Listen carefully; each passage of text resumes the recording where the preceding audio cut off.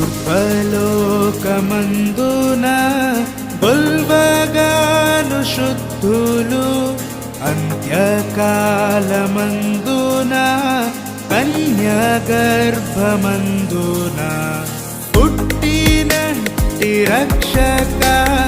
ఓ ఇమ్మానుయేలు ప్రభో ఓ నరావతార